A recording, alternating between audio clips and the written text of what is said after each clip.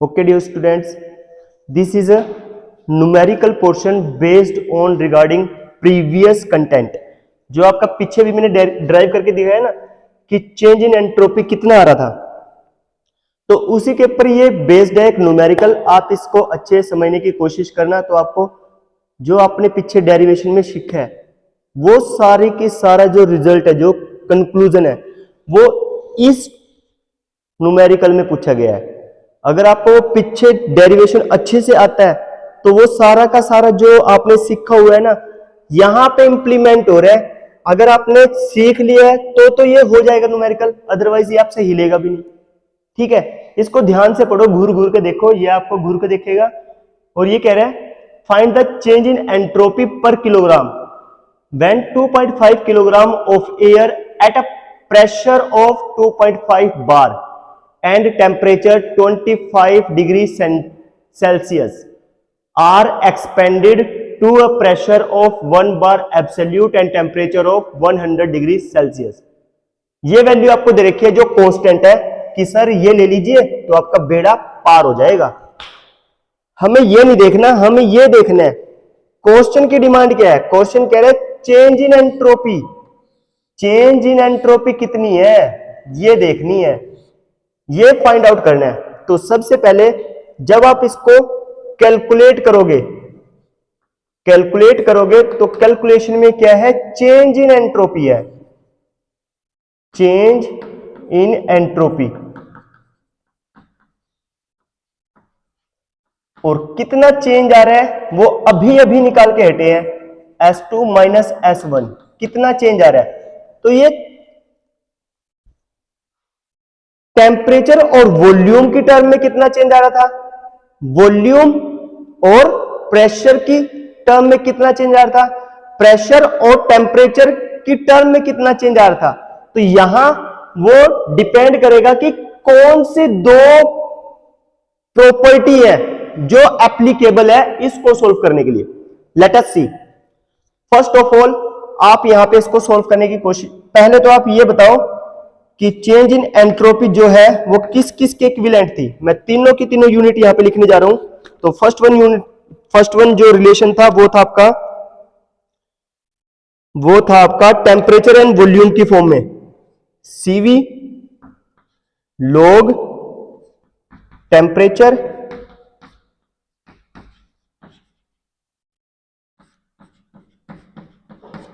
और दूसरा था आपका वॉल्यूम और प्रेशर की फॉर्म में।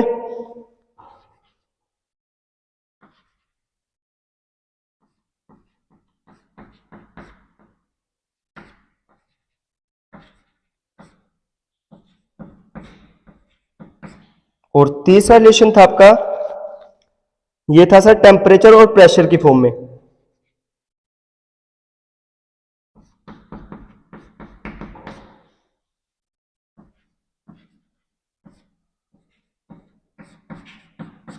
अगर ये आपको change in term of temperature and volume, in term of volume and pressure, temperature and pressure, ठीक है, इनकी टर्म में आपके पास ये है चेंज इन एंट्रोपी। अब यहां पे देख लीजिए डाटा में किसको यूज करें ताकि ये रिजल्ट आसानी से आपका निकल जाए। तो गिवन डाटा में देख लीजिए क्या क्या आपको दे रखा है। पहले तो आपको दे रखा है मास कितना है, मास ऑफ अ एयर वो है 2.5 किलोग्राम। नाउ प्रेशर दे रखा है 2.5 बार से कंप्रेस हो रहा है 1 बार की तरफ। तो प्रेशर है P1 कितने 2.5 बार एंड P2 है 1 बार। ओके, यानी प्रेशर वाला हो जाएगा कौन सा इसमें, ये प्रेशर और ये प्रेशर। अब देखते हैं वॉल्यूम वाला हो गया टेम्परेचर वाला। तो टेम्परेचर कितना दे रखा है 25 से 100, यानी टेम्परेचर कितना है 25 डिग्री सेंटीग्रेड से कितना है 100 डिग्री सेंटीग्रेड, यानी टेम्परेचर वाला है आपके पास। यानी एक तो प्रेशर हो गया और एक टेम्परेचर, ये यानी ये भी आपका यूज नहीं होगा, यहाँ पे ये भी आपका यूज नहीं होगा। तो सिर्फ और सिर्फ ये इक्वेशन यूज होगी, इक्वेशन दिस वन। ठीक है सर, तो अगर आपको याद होगा तभी तो आप इसको इंप्लीमेंट कर पाओगे, हाँ या ना। तो ये इक्वेशन यहाँ पे यूज होगी, तो इक्वेशन को गोली मारो, पहले इनको सोल्व कर लो। 25 में 273 ऐड करोगे तो क्या आएगा, 5 और 3 8, 7 और 2 9, और ये 2 as it is in form of kelvin, तो ये आएगा 373 केल्विन। और आपको क्या दे रखा है, ये तो दे ही रखा है, ये कांस्टेंट है, आर की वैल्यू ये है और सीवी की वैल्यू ये है। बस इस रिलेशन को उठाओ और पुट कर दो वैल्यू को, इस रिलेशन को उठाओ और वैल्यू को पुट कर दो।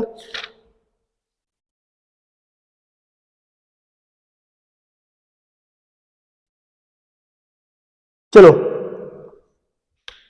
इस रिलेशन को उठाते और यहां पे वैल्यू को पुट करने की कोशिश करते हैं। तो आपके पास टेम्परेचर भी है, आपके पास प्रेशर भी है, ठीक है। नाउ चेंज इन एंट्रोपी कितनी हो रही है, सीपी की वैल्यू है, यहां पे सीपी की वैल्यू नहीं है तो निकाल लेते हैं। जब सीवी आपके पास कितना है, 0.71 किलो जूल पर किलोग्राम केल्विन, और आर कितना है, आर है 287 जूल पर किलोग्राम केल्विन, देन सीपी होता है 1.0035 किलो जूल पर किलोग्राम केल्विन। तो सीपी की वैल्यू मुझे पता है, रिलेशन से निकल जाएगी, किस रिलेशन से, CP minus CV is equal to R, इस रिलेशन से आप सीपी की वैल्यू निकाल सकते हो। तो रिजल्ट जो निकल के आएगा वो 1.0035 किलो जूल पर किलोग्राम पर केल्विन, ओके, इस फॉर्म में आ जाएगा। तो यहां पे वैल्यू को पुट करो, सीपी को लोगैरिथम टेम्परेचर की फॉर्म में लोगे, माइनस आर की वैल्यू यहां से देख लोगे कहां है, ये रही। प्रेशर, प्रेशर की फॉर्म में कहां रहा, प्रेशर ये रहा, ये और ये, इसके फॉर्म में यहां पे पुट कर दोगे, तो पुट करो। तो putting here the CP all values of in this relation,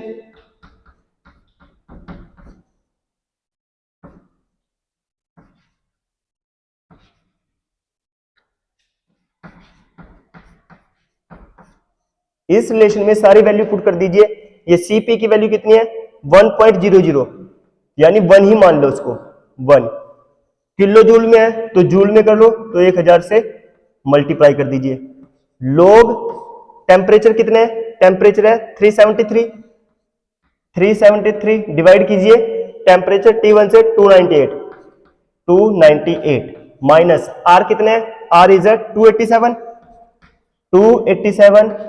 लोग प्रेशर, प्रेशर 2 कितने है, 1 बार, तो 1 bar is equal to 10 to the power 5 newton per metre square, और ये कितना हो जाएगा, ये हो जाएगा 2.5 बार है, तो बार की value 10 to the power 5 newton per metre square.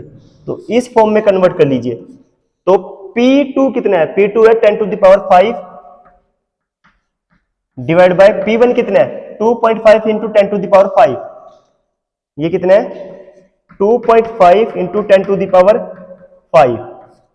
तो ये ऊपर है, ये नीचे है, तो ये आपस में कट जाएंगे, हाँ या ना।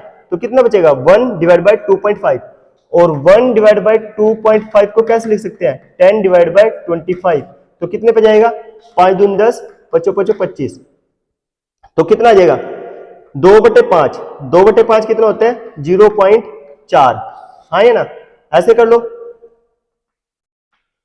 यही होता है 25 चौके 100, तो ये आ जाएगा आपके पास 5 दूनी 10, 5 5 25 और 5 चौके 20, ठीक है 0.4। तो यहां पे वैल्यू जैसे ही आप पुट करोगे तो ये 1000 लोगैरिथम 373 डिवाइड बाय 298 माइनस 287 लोग कितने 0.4। इस इक्वेशन को आपने सॉल्व करना है with the help of calculator. तो ये रहा आपका कैलकुलेटर, ये साइंटिफिक कैलकुलेटर है, इसी से आपने इसको सॉल्व करना है। आप लोगों के पास है, मेरा घर छूट गया, आप लोगों के पास है, मेरा घर रह गया।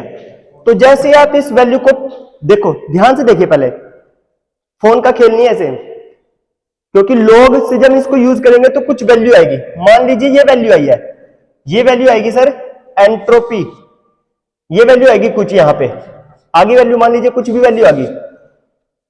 उसने कहा एंट्रोपी पर किलोग्राम है, एंट्रोपी पर किलोग्राम, तो इसको ना किलोग्राम से डिवाइड करना है। तो जो एस, मान लीजिए एस की वैल्यू कोई भी आ गई, ए बी सी डी कुछ भी आ गई, ठीक है, कोई भी वैल्यू आ गई यहां पे सोल्व करने के बाद, उसको पर किलोग्राम से डिवाइड करना है। कह रहा है पर किलोग्राम, तो पर किलोग्राम कितना है, पर किलोग्राम है 2.5, तो इसको पर किलोग्राम से डिवाइड करना है, तो 2.5 से डिवाइड कर देंगे, तब ये रिजल्ट आएगा एक्स वाई जेड कुछ भी। तो यही आपका आंसर होगा, ठीक है, यही आपका आंसर होगा।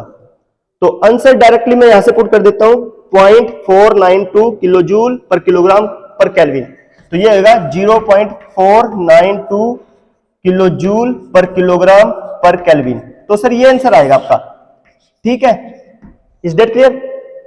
एक तो तरीका इसको ये करने का है, दूसरा तरीका है अगर आप इस इक्वेशन को, पहली इक्वेशन को यूज करते हो, पहली इक्वेशन को यूज करते हो, तो यहां पे आएगा टेम्परेचर है, हाँ सर है, वॉल्यूम है, नहीं सर नहीं है, नहीं है, तो by using the characteristic gas equation, characteristic gas equation को जैसे ही आप यूज करोगे तो P1 V1 divide by T1 is equal to P2 V2 divide by T2, तो आपने V2 डिवाइड बाय V1 ये यहां पे मल्टीप्लाई है, इधर आके क्या होगी, ये डिवाइड हो जाएगी, ये इधर आके डिवाइड हो गया, हाँ है ना, ये आके डिवाइड हो गया, ध्यान से समझियो, ये आके डिवाइड हो गया।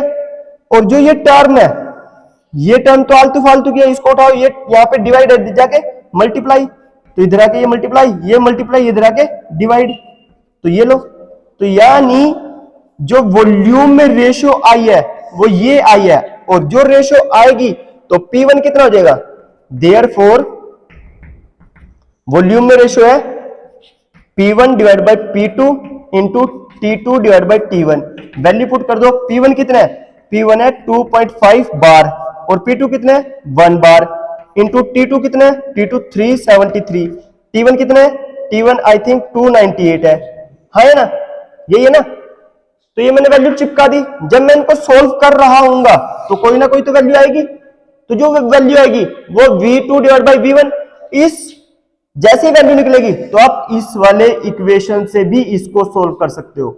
Is that clear? तो आपने कैरेक्टरिस्टिक गैस इक्वेशन को यूज करते हुए वॉल्यूम की फॉर्म में भी इसको निकाल सकते हो।